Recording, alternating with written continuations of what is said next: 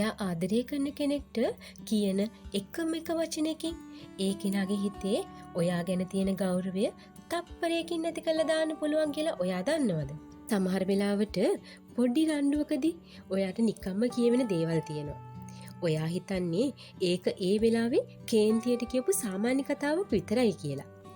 හැබැයි ඒ වචනය එයාගේ මනසට කොච්චර තදින් වදිනවද කියනම නම් එතනින් පස්සේ එයා ඔයා දිහා බලන විදිය සදාටම වෙනස් වෙනවා.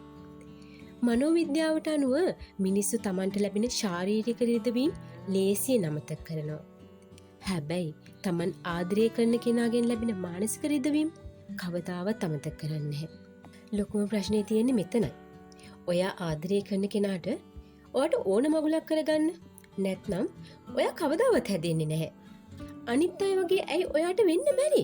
වගේ දේවල් කියද්දී එයාගේ මොළේ ඒක බාරගන්නේ ඔයා එයාව ප්‍රතික්ෂේප කරා කියන හැඟීමෙන්. ඒ මොහොතේ ඉඳන් එයා ඔයාව තමන්ගේ කෙනෙක් විදිහට දකින්න එක නතර කරනවා. එයා ඔයා එක්ක එකට හිටියත් හිතින් ඔයාගෙන් ගොඩාක් ඈතට ගිහින් ඉවරයි. වචන කියන්නේ නිකම්ම ශබ්දයක් විතරක් නෙවෙයි. ඒවට පුළුවන් ඕනෑම ශක්තිමත් බැඳීමක් ඇතුළතින්ම දිය කළා දාන්න.